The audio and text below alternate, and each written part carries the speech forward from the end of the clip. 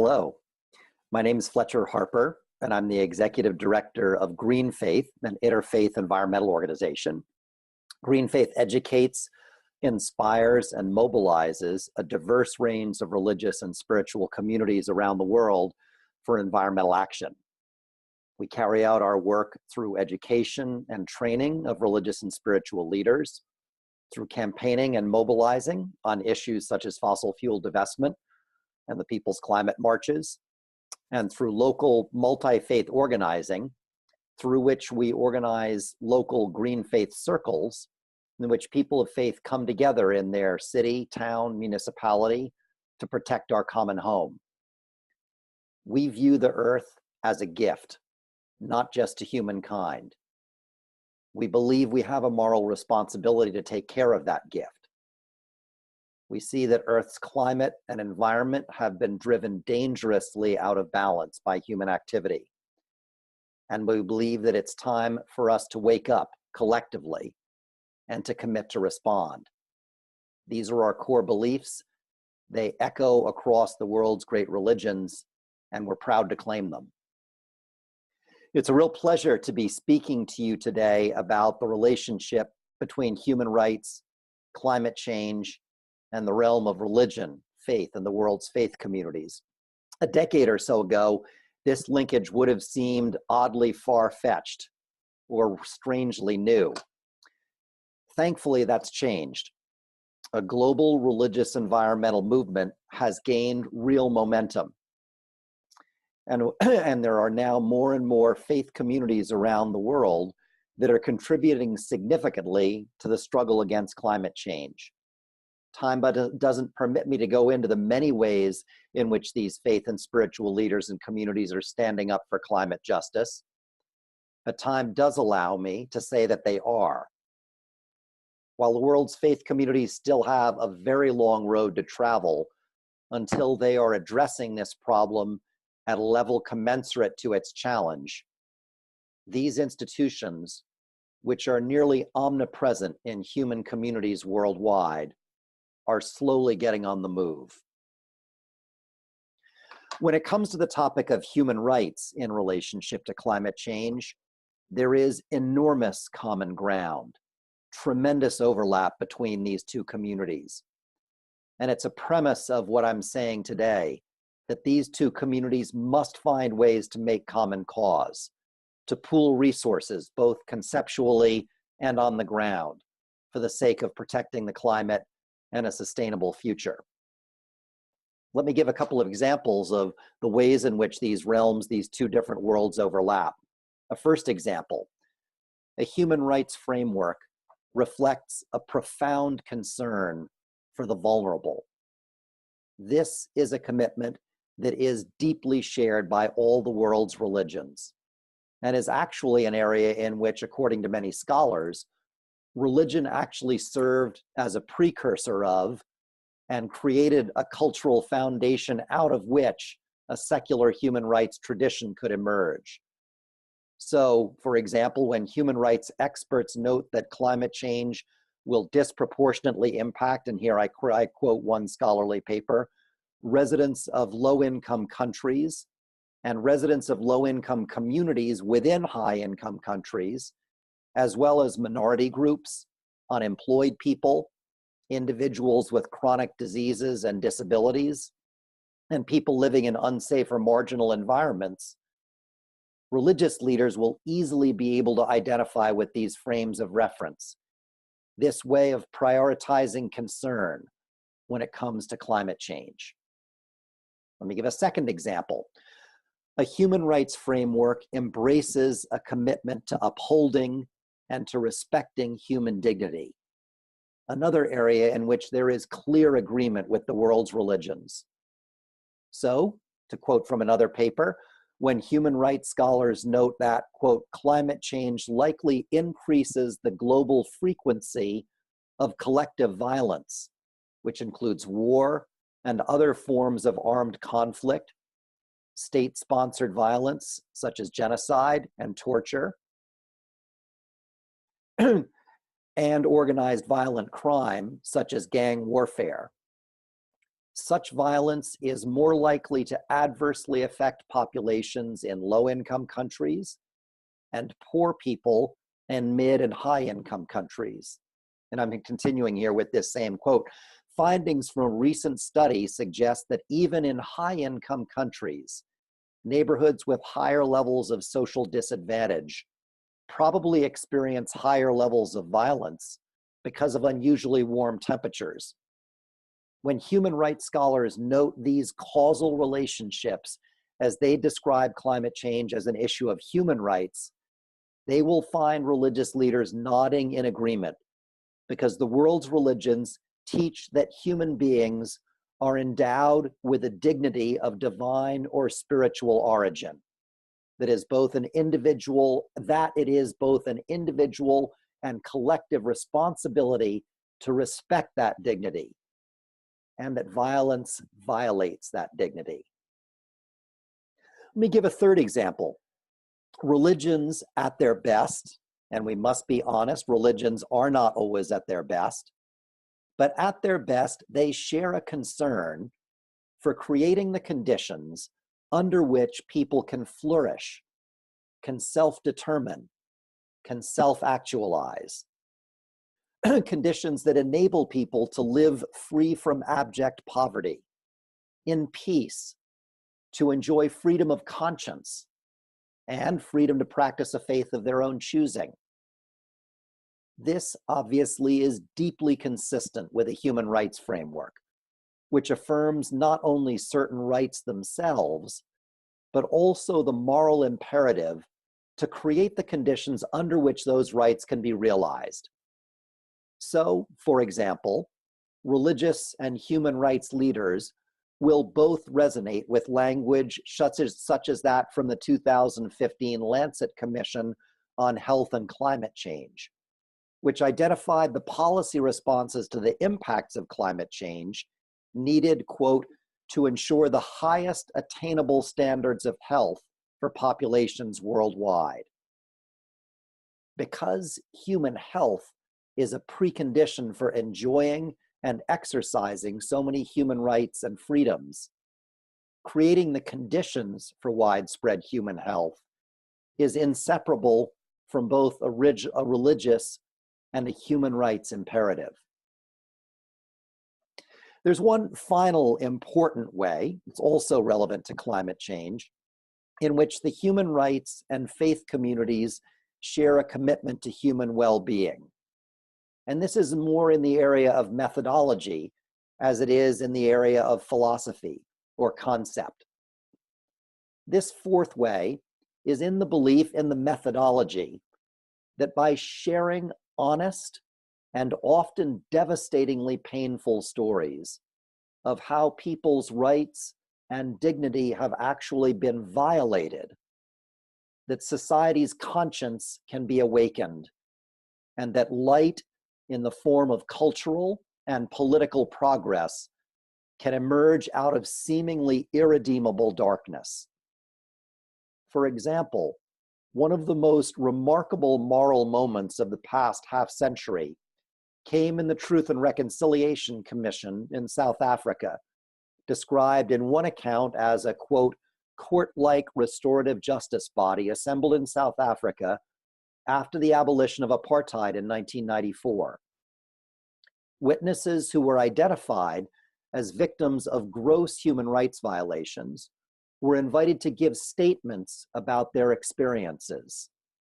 Perpetrators of violence could also give testimony and request amnesty from both civil and criminal prosecution.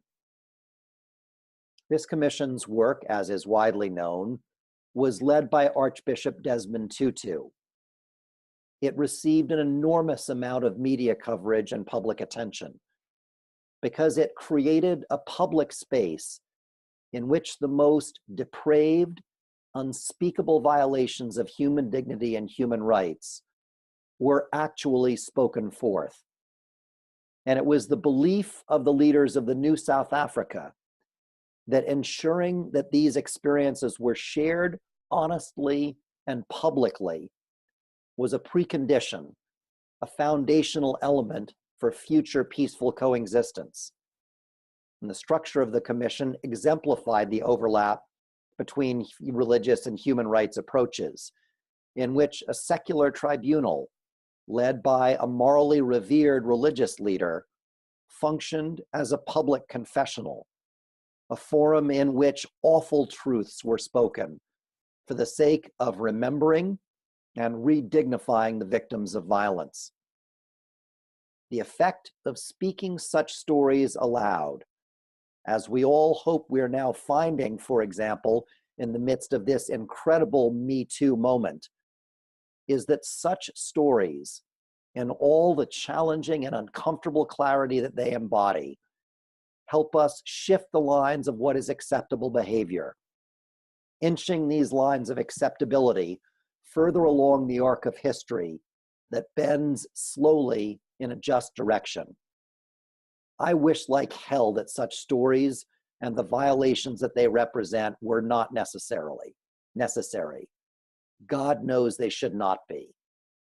But we human beings, both individually and collectively, harbor great darkness and the potential for evil and violence within ourselves. Sharing such stories represents one way in which we can both acknowledge this and try to put a check on what religious leaders call sinful yet deeply human impulses.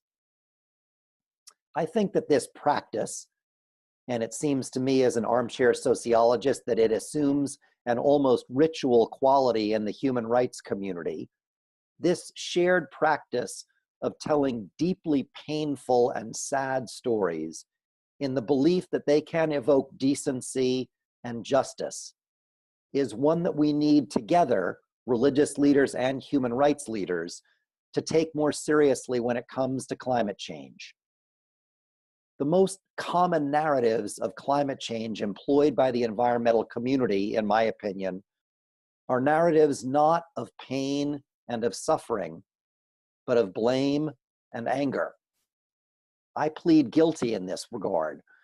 As I mentioned before, GreenFaith has been very active in the fossil fuel divestment movement, a movement which I believe has done great good by depicting the fossil fuel industry as evil. Don't get me wrong. I think that this industry really does represent systemic evil at work in the world. So I think that this narrative has truth in it. But I also note and believe that the climate movement may suffer from an overabundance of this kind of narrative and from a lack of narratives of climate change-induced suffering, shared painfully and publicly. It is one thing, and it's right, to feel angry about climate change. It's another thing altogether to feel the pain of sadness and the simple compassion that comes from hearing the stories of people or ecosystems whose lives have been cut short, violated, disfigured by climate change. In order to be moved to change, society needs to experience that pain of sadness repeatedly. We have seen and felt glimpses of that pain here in the United States. Who can forget the images of poor Black and brown families and people huddled together inside the Superdome in the wake of Hurricane Katrina? Today, we sit in the middle of such a painful moment as the suffering continues in Puerto Rico in the aftermath of Hurricane Maria. But we are slow learners, and we need to be reminded painfully and consistently of what is happening and what is at stake. As a society, we need to internalize that sadness so that we become moved to change. Now, I'm the first to admit that in a society as committed to upbeatness as the United States, the religious and human rights communities have a tall task in front of them with this. But we are two of the only communities with a commitment and with a shared practice of painful truth sharing that leads to greater decency and to life. And we should not forget that. I could list other ways in which religious and human rights perspectives share a deeply common worldview, common values, a common conceptual vocabulary. Even if religion can be a bit less afraid than the human rights community of using simple and indispensable terms such as love or compassion. But at this stage, and as I move towards concluding, I'd like to offer one idea about a way in which religion can offer something that may at this time lie outside of the way in which the human rights community functions within public discourse and within the current cultural political realm in relationship to climate change. And I'd like to call this idea the importance of beyond rationality. Let me explain. The human rights community's approach to climate change, from what I've seen and read, seems to me to be based on thoroughly and clearly defensibly rational assumptions. There is the rational assumption that a human rights framework offers a compelling interpretive lens through which to interpret climate change.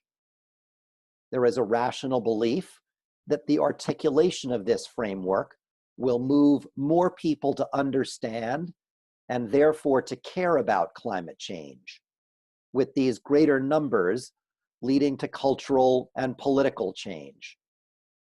While I don't disagree with these rational assertions, I think that they need help where religion is often strongest, in the realm of the beyond rational.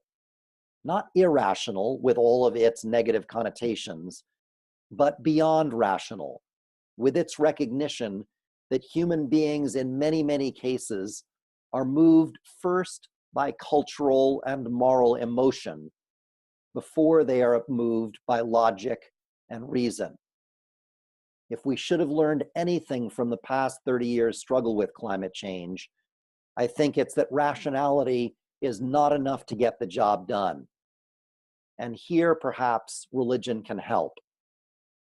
I'd like to propose that we need a renewed and increased commitment to addressing climate change by evoking the beyond rational dimensions of human existence as affected by climate change. And I think this would take us in two directions, both of which involve an increased sensitivity to what is happening around us and the creation of spaces within our culture where that sensitivity is made real and made palpable.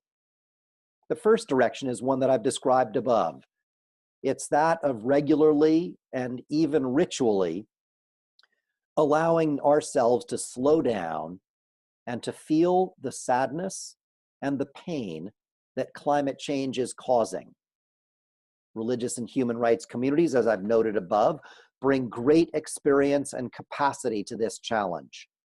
We both understand the value of telling these stories. We know the practice and the craft of telling them well. We understand how to honor the victims in the telling of these stories, and that we do not need to add excessive moralizing to the end of them because the stories evoke morals themselves. This is not to say that it's easy to tell these stories, because it isn't. Softening the heart and entering into an honest and painful place is never easy, but it can be done. I find some irony in the fact that I'm sharing this message with you on the Christian holiday of Ash Wednesday, an example of exactly this kind of practice. And by telling these stories, we will help create a greater compassion in relationship to climate change and a greater resolve to respond. The second direction is similar in its commitment to depth, and yet different, unique. It represents a commitment to wonder. At their heart, I would like to suggest that the reality of human rights, of human dignity, emerges not primarily from the cool rationality of the mind, but from a deep place within the human heart or soul. or the depths of the human spirit. There is a profound beauty and a sublime moral emotional power to the concept of human rights, of human dignity. There is something unquestionably essential about these concepts. These rights, this dignity, deserve our deepest respect, our reverence. They are defining marks of humanity. Without respect for them, we lose the mutual respect and restraint that makes any meaningful, decent, loving human presence on this planet possible. We desperately need ways to reconnect with the sublime power and energy that represent the true heart of the matter when it comes to human rights and climate change. And we need to reconnect regularly. If we do not, our discourse and our presence become shallow and shrill, and our ability to move people and to be genuinely moved ourselves becomes dramatically weakened. These two beyond rational directions, the movement to embrace the sadness of climate change and to reconnect with the sublime wonder and dignity of human rights in the face of the climate crisis, both call for non-rational methodologies that draw more on art and creativity, storytelling, ritual repetition, the intentional slowing of the mind and the mouth so that the heart and soul can emerge. And in this regard, I would like to close by suggesting that the religious and human rights communities need each other now more than ever, in that these traditional religious spiritual methods can become vehicles to transmit at a deep level the power of the message of a human rights approach to climate change. The challenge that we face is too big for our rationality alone to surmount. Perhaps together, religion and human rights can help accelerate our ascent. Thank you so much for the time to be together, and I hope your discussion is fruitful. Goodbye.